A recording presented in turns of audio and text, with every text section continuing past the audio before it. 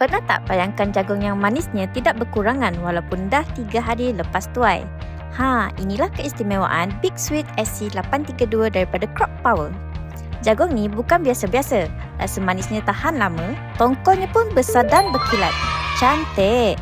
Lagi best, pokoknya kuat dan lasap. Tahan musim kemarau dan tak mudah terjejas bila hujan. Senang jaga, hasil pun mantap. Jadi, jom kita dengar apa kata Encik Ikhwan yang telah menanam Big Sweet ni. Saya Ikhwan Nazir Muhammad, seorang petani sepenuh masa lah. Sekarang ni kita berada di ladang TKPM, Taman Kekal Pengeluaran Makanan di Titi Gantung, Perak. Okey, saya telah mengusahakan tanaman jagung manis ni sejak dari tahun 2014 sehingga sekarang lah.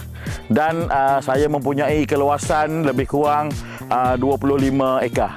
Saya memilih variety SC832 Big Sweet ni.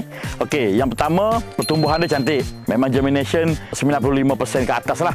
Okey, dan pertumbuhan dia juga adalah even, rata. Okey, penjagaannya agak senang dan buahnya agak besar. Beratnya purata lebih 500 gram ke atas lah.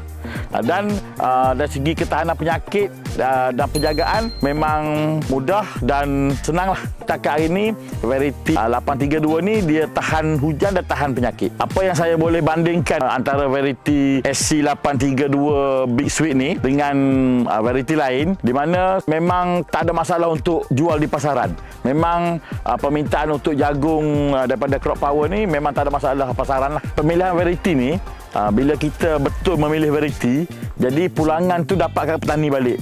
Contoh variety yang kita try ni semua mengikut spek pasaran yang terkini. Maksudnya pasaran nak jenis macam mana benda tu, kita tanam dan tak ada masalah jualan. Bila tak ada masalah jualan ni, keuntungan tu akan balik kepada petani juga. Dari segi kualiti tongkol, kalau kita tengok kulit dia agak hijau dan dia juga mempunyai telinga. Okey, dari segi rasa, passionnya, rasa dia boleh bertahan sampai 2-3 hari. Maksudnya kalau kita test breed 15, maksudnya lepas 2 atau 3 hari dia tak jatuh banyak. Dan dari segi susunan kernel pun kita tengok dia agak cantik. Seragam lah. Untuk kawan-kawan grower dekat luar sana, saya boleh jamin lah, boleh bagi cadangan, saya jamin tuan-tuan boleh try guna variety ni. InsyaAllah dari segi pasaran, dari segi penjagaan dan dari segi pulangan, InsyaAllah lumayan.